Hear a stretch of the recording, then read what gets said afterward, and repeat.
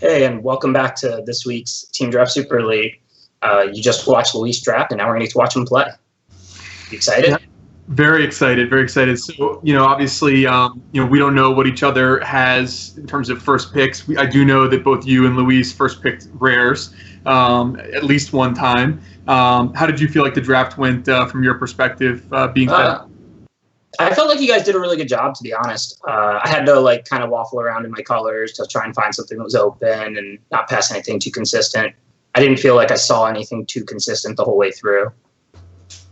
Yeah, I mean, basically, I opened up a booster where, my first pick was pretty easy, and I had a pretty good idea what you were going to be taking, or I had a couple different cards you could be taking, but unfortunately, those were split over 3 different colors. So it makes it pretty difficult to run a hook and cut on you. So I just kind of had to draft the best deck that I could and not try to pass anything too ridiculous. But I think that your deck is probably still pretty good. My deck's pretty solid. I mean, I have, a couple of rares that I opened that I'm playing and stuff, but they're not in the colors I was seeing the most. Like, if this was an 8-man draft, I would honestly have a completely different deck. So, like I said, I felt like you guys made me do work in order to get the deck I have. And I think that we're probably sharing one color, which is almost by choice. I don't know, do we get deck lists? Should we just talk about what we have, or I don't really actually know how that works. I'm not sure, but I do think we get deck lists after the first round will go up, because we're going to be watching these people on stream anyway. So I guess the two of us can talk about our decks. So so I'm black green. I was guessing that you were either white black or white blue. Right. And those are the colors I would have drafted if this was an 8-man. Yeah. But I opened a green rare pack 1, and then I didn't see any green from you, of course. I had all pack 1, so I was pretty sure you were green. So then I opened another green rare pack 2, and I hated it, of course. And then I don't know who was passing to me from your team, in pack 2, but they passed me the best card in the pack by far was Champion of Vronus. So I had to hate that too, because I know you're green. So then I was like, well, now I have 3 green rares. So obviously now I'm going to just play green. And especially, for pack 2, all I did was take every green card over my second color, of course, and, just prioritize that. And then pack 3, I tried to go back to, just drafting. Obviously not, I mean, I'll take whatever the best card is, but I got more cards in my second color because you were green, obviously. Sure. Yeah, it's interesting. I don't know how the dynamic is with team draft. I haven't done that many team drafts of Amonkhet yet, but I think that I did 5 consecutive drafts between the Pro Tour and then coming back from the Pro Tour, where I started with 3 straight red cards and did not end up drafting red. And this again was another draft where you couldn't buy a magma spray for the life of you. There was no red going around. So yeah, I was just telling my team that I know that. The pack I opened, the 2 best cards I passed were Fanbearer and Entangler. And I think, sorry, was it Dave or Matt I'm passing to? Let's see. Looks like you were passing to, looking it up right now, you were passing to Matt. So first said he saw the Fanbearer, so the person took the Entangler, Matt took the Entangler, and then you passed me the pack with the Entangler and the 2/2 that loot, right, Scavenger. So obviously I can't hate because one of those is going in. So I was like, okay, well, the person I'm passing to is probably red in my mind. But then pack 3, there was just no red, so it was pretty easy. I was, I didn't have to hate very many red cards from them. I felt like I got pretty lucky there. Yeah, one of the things that I've noticed specifically is that in formats like this, where there are a few gold cards but not a lot of gold cards, the hook and cut or the baiting strategy doesn't work that effectively, because it's sometimes really difficult to completely zero in on exactly the colors that the person to your left is drafting. You can oftentimes pick out one of them or try to cut them off one. But like I said, you could have taken a Temet or a red card second pick. So how am I supposed to cut you out of all 3 of those colors? I just kind of did it. Yeah. I think people, when they hear us talk about team draft and passing cutting, they envision every draft your whole goal is just to be the colors the person you're passing to is. Of course, if you could, that would be awesome. But other people know you're trying to do this. They're going to adjust to what they're seeing. So really, when you're passing cutting or when you're switching colors, if you know you passed a decent amount of one color and then you're still seeing that color, you have to switch into it and then just kill their couple picks, and then they probably switch out of it. It's not like a constant, I'm going to set them up and I'm always going to be the exact same 2 as them. You're just trying to not let them see something consistently the whole way through the draft. Yeah, one of those things I also noticed, and I didn't realize it until maybe just 20 minutes before the draft, is that none of you guys prepared with any of us for the Pro Tour, right? You guys had your own preparation process. Matt and I are with the Pantheon, Dave with Team Ultra Pro, and so we were talking about, okay, these are the absolute unpassable, we can't be friends anymore kind of cards. I passed one of those cards to you, and I don't think you even took it. I don't think that which card? The white trial, I think. Yeah, so it's funny because I am white even, but I love white trial. We actually thought white trial was awesome in my Pro Tour draft that I O3'd with. I think I had 2 of them, because I took them very aggressively. But since this is not an 8-man, my deck is a little sloppier, and my creatures aren't that cheap, and I didn't expect really white trial to be amazing in my deck. I thought it would be good, but you remember that pack. Part of why you didn't hate the white trials because it had like 3 other good white cards. So it would have just been me taking Oketra's Attendant or something else. I forget what was in that pack, but other good white cards for sure. Oketra's Attendant, white trial, Gust Walker, and blue trial were all in that pack. Right. Yeah. So like if you hate the white trial and I take Attendant or Gust Walker, I mean that's not a big value difference. So if the pack had white trial and didn't have the other 2 white cards, I'm sure you would hate it because there's a decent chance of white.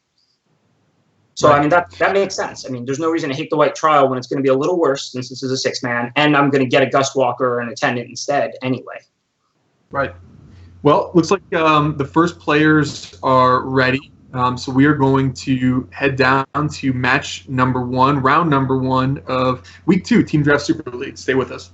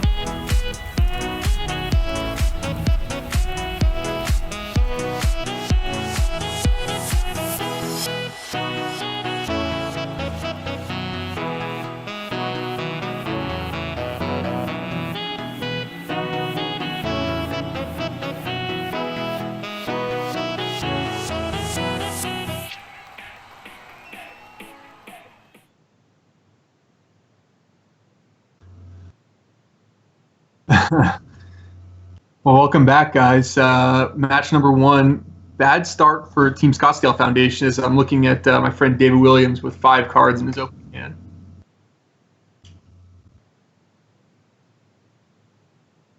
Ben, what do you think about Luis's opener? It's pretty close to perfect. I mean, both colors, 3 land, 4 spells, 2 drop. I'm pretty happy with it. Yeah, I mean, so I'm looking at Dave's hand. Obviously, he's a nice curve out with Glorybound Initiate. He's going to need that Glorybound Initiate to do a ton of work to overcome his double mulligan and hopefully have Luis stall on 3 lands for multiple turns. Yeah, I mean, mulling a 5 is really tough. Ever since the Scry mulligan, I mean, you'll keep almost any 6. Dave probably had like a 6-lander or no lander or something.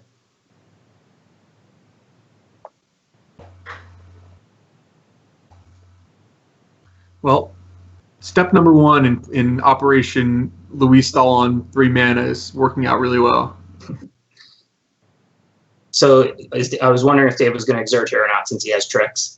Looks like he elected to since he's just going to play the 2/4, I guess. Yeah, I like that.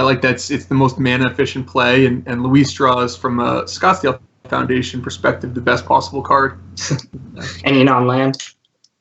Yeah. Although it's going to work out here as Dave just draws a creature. Interesting situation here for Dave is he could attack those who serve, offer up a really risky double block for Luis, which would cause Luis to get completely blown out. I think I like attacking if I'm Dave. I want to try to shorten this game with the 2-card disadvantage. Yeah, I agree with that because there really isn't much that can punish you. Since Luis can't cast Electrify, I mean, you're afraid of a bounce spell and you're afraid of like a Magma Spray. But I guess, if Luis did have like Winds of Rebuke here, that would be really bad for Dave if he attacked and Luis double blocked. I don't know if you guys talked about what you saw in the draft, if you remember passing Luis a Winds or not. Yeah, I mean, we certainly did talk a little bit, but the time wasn't. Wow, Luis is going to go for a big double block here.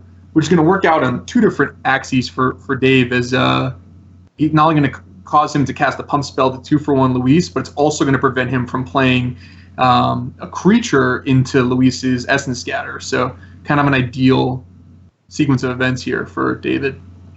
Right. I mean, of course, this went about as badly for Luis as it could.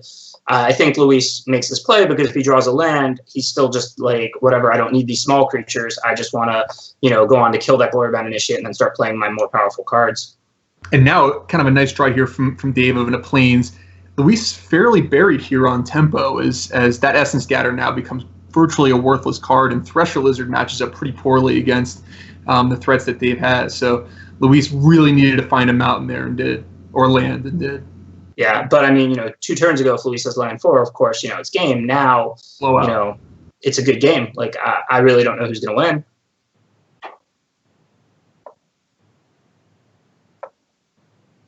Dave with a crystal clear attack here, and Luis with no real good block. Electrify is going to take out the Skirmisher, but again, being forced to tap out is going to allow Dave to sneak another Skirmisher through Luis's Essence Scatter. Dave's deck looks pretty good. I see like a nice curve, all playable creatures, a couple pump spells. Yep. The fight pump card in his hand is incredible. I mean, that's a bomb runner in my opinion. And what a draw for Dave with Jero's Resolve, which is going to, I think, functionally in this game here.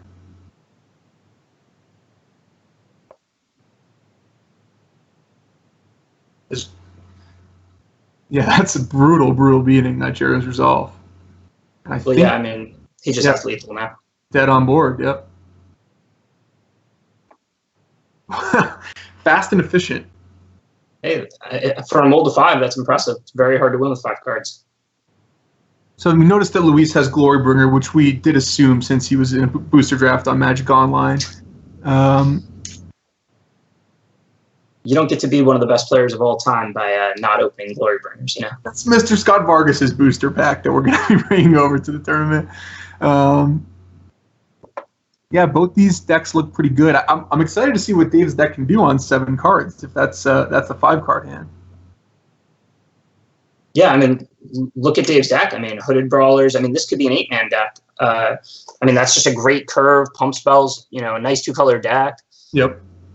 I mean, Dave's deck is really good. And for the viewers at home, I did not pass Luis the Glorybringer in Pack 2, if anyone was concerned that maybe I missed that.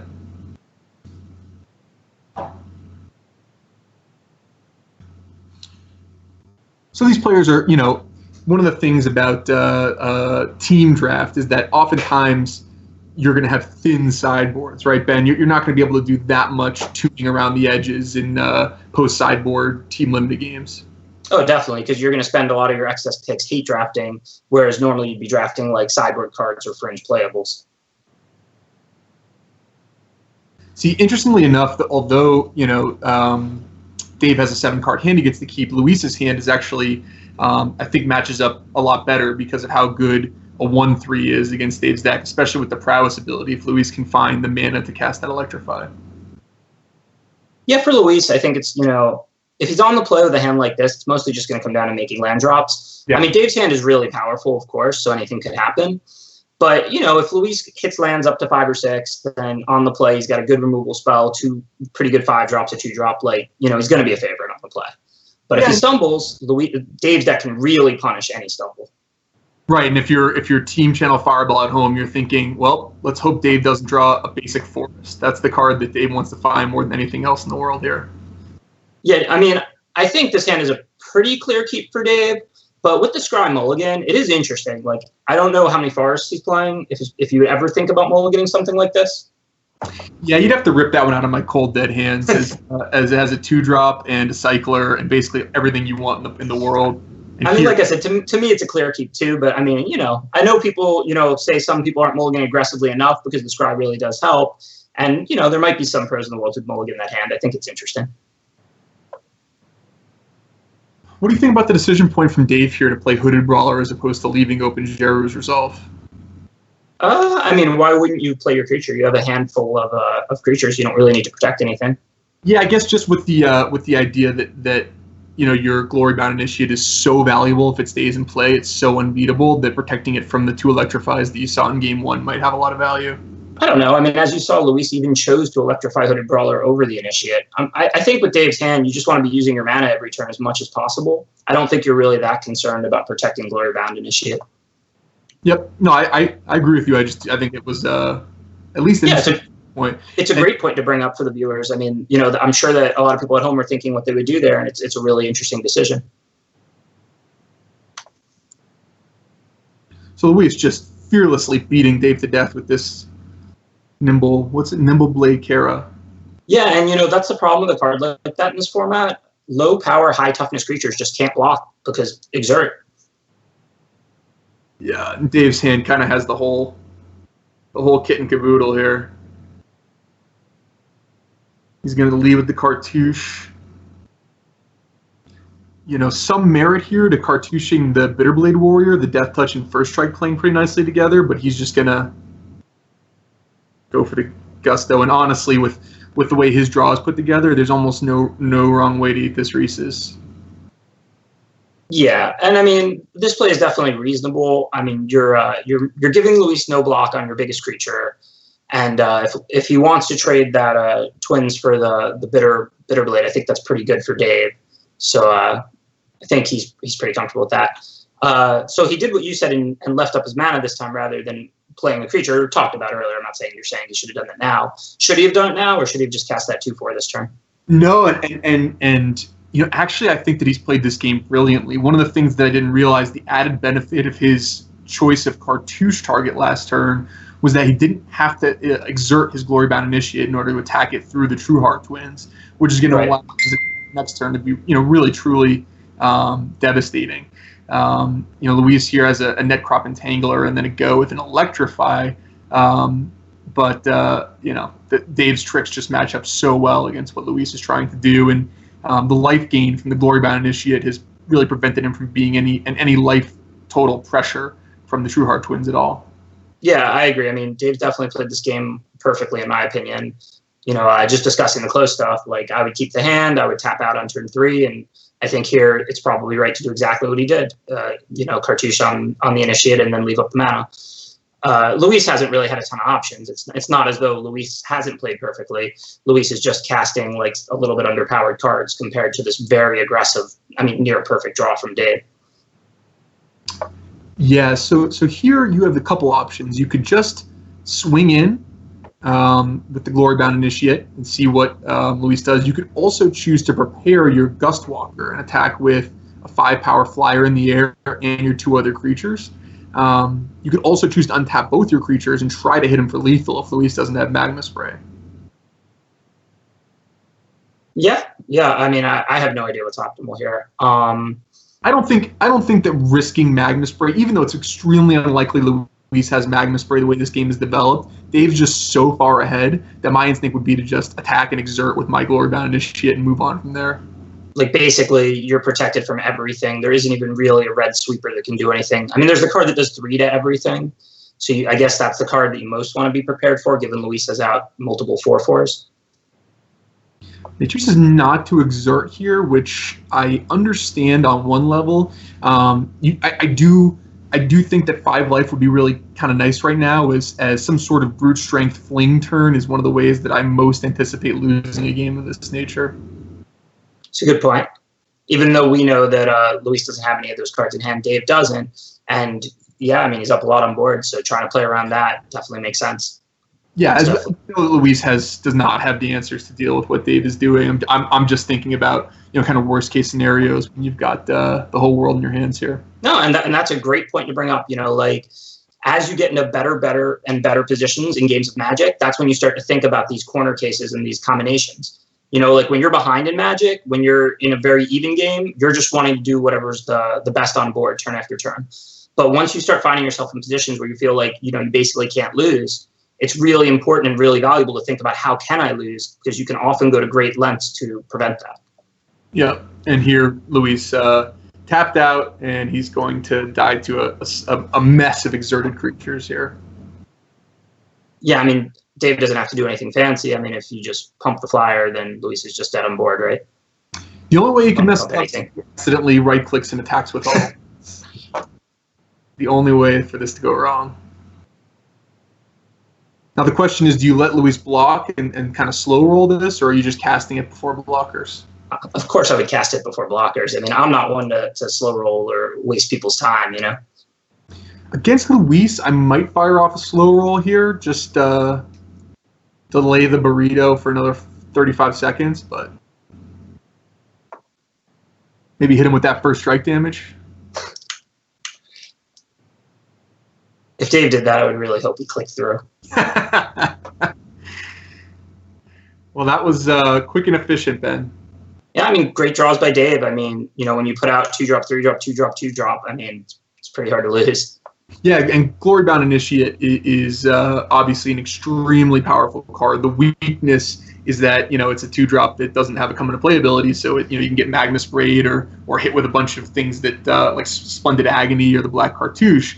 But, you know, when Luis's removal was a little on the more expensive side, and Dave had, you know, the answers to Luis's removal, it's a really difficult card to start. And looks like Dave takes it 2-0. Yeah, so I feel like go ahead, sorry. go ahead. I feel like I wasn't even in the same draft with Dave. Like, his deck is just incredible. He has so many good cards. Like, where were these? Yeah, well, to be fair, I do think Dave drew certainly the top half of his deck. I mean, he doesn't have 23 perfects or 24 perfects. So, you know, that's certainly a situation where, you know, he drew the right half of his deck, and that's been good in any limited format throughout time. So I think we're going to go quickly to break so that we can go look in on Eric Froelich and all right, good. So we're actually going to stay on the air as those guys get their hand cams all set up, as the big dollies with the gigantic cameras move over to the other feature match. That's great, because that means I can keep complaining about how good Dave's deck is and how well he drew. Good news for those of you who are Team ChannelFireball fans, which is that on our B match, Eric Froelich does lead Matt Sperling 1-0. So you guys do have the leg up there in terms of equalizing the score. Well, so I haven't seen Matt's deck. You know Matt and Dave's deck. I would guess that Dave's deck is a lot better than Matt's deck. I didn't feel like I passed him a ton or anything consistently. I don't really know. Yeah, you know, I think that I have the best deck on our team. Dave is probably number 2. Matt's deck is one of those where, you know, he really needs to draw the top half of his deck and not the bottom half of his deck. So that's the case. Matt, you know, has believed that he passed Eric a really strong deck, and that Eric probably has the strongest deck on your team. So he was already apologizing for that. What's Matt's second color? He's red-black. Okay. Yeah, I mean, pretty sure he was red. I really had no idea what his second color was going to be honest. I did let him get a late Splendid Agony pack 3. I wasn't super happy about that. What did you take over that? It was like 7th pick or something. I don't have the exact note on what card I took. It's possible. Was there a Black Cartouche in the pack? No. It could be. I honestly don't know. I don't have. Just curious. Specifically. Yeah. Which pack? 3. Pack 3. Was there a? Yeah, was there? I'm not sure actually. I mean, I'm a green-black -1/-1 counters deck, so that sounds pretty good for me. But I don't have a note as to exactly what I took over it. Yeah, I was just curious. I know from last week's coverage, I found out that like maybe I value that card, and most of my playtest team values that card higher than a lot of the other test teams. You know, I mean, it's just such an efficient card in this format. And, you know, instant speed removal, and, it's pretty easy. I'm not going to say you get 2-for-1s a lot, but you get like 1.2-for-1s quite a bit, you know? Yeah, I think that basically my 2 big qualms with the card are that we found that the decks that don't have a lot of creatures, especially at 2 and 3, just are non-functional because of how good the tricks are and how good the auras are in this format. So that was one thing. And then number 2 is that it just, I feel like I'm 3-glutted a lot of my decks, and so a 3-drop removal is not exactly what I'm looking for. So yeah, and that's a good point about Black. They have 2 different common 3-drops that are good: Blighted Bad and the 3/2 Menace. So it looks like we're going to be able to head down now to Matt Sperling and Eric Froelich, game 2 of match 2. And we are in the midst of it here as it looks like Matt Sperling's Manticore of the Gauntlet Trigger is on the stack. He's up on life total against Eric, but Eric, pretty wide board. Yeah, but stuck on land, so he can't really use those fan bears that effectively. Looks like a pretty solid game. Kind of have to jump in here. I mean, when you have multiple big creatures, and your opponent's way to stop them is fan bears, and they only have 3 land, I mean, you're not in that bad a shape. Yeah, Tortzler here for Eric as Regal Caracol would literally be the perfect card to have against Matt's, go big, ground pounding type of guys. Unfortunately, unable to get up to the 5 mana. Really interesting spot here for Eric. Do you like cycling Wandering Death and gambling to try to hit the land that if you don't hit, you're basically just dead? I mean, well, he did it, so I guess it's probably right. But I don't really know. I mean, of course, you really have to read the board and the life totals and think ahead in a situation like that. So, I mean, that's a tough calculation. Yeah, I like it. I think that looking the way that the life totals and the size of Matt's board and the tempo right here, I think Eric needs to get that Caracol online as quickly as possible. So, yeah, I mean, I'm assuming Eric's going to plan some kind of double block or something. I mean, he didn't make any attack, and I don't think he can win this race. But Matt only has 1 card in hand or 2 cards in hand now, so and Eric has a broken rare in hand, so and multiple removal spells in play with fan bears. So I assume his goal was basically just to keep his life total up and trade some things off. Interesting spot here for Matt. I think if I'm him, I'm not messing around. I'm going to attack, and I'm going to. Yeah, I like exactly what he's doing here. Yeah, I mean, you're just going to, fire off the exerts because you're probably going to lose your creatures anyway. Discard the land, see what you draw.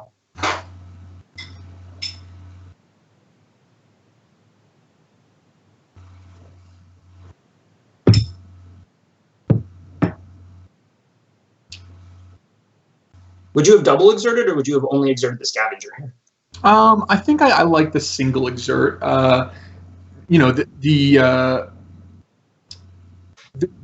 It's hard to know exactly how Eric is going to block, right? The situations where he's double blocking the True Heart Twins involve him scooping a lot of his board away.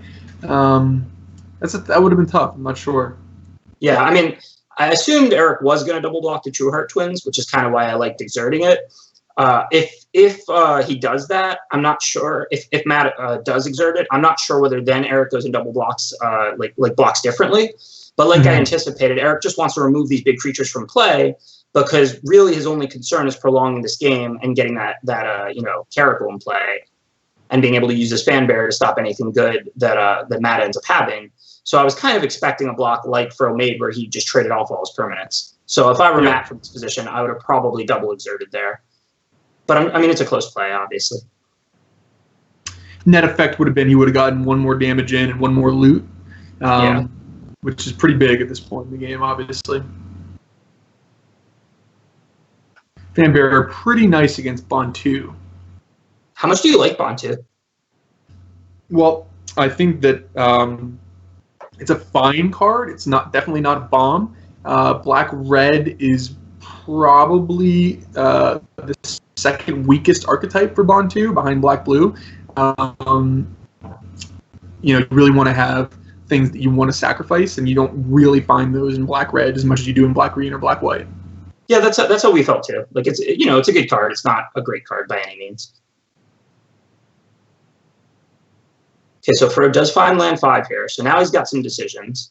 I imagine he's just going to slam the cat, but then of course he won't be able to use Fanbear. So he's kind of plotting out his blocks right now.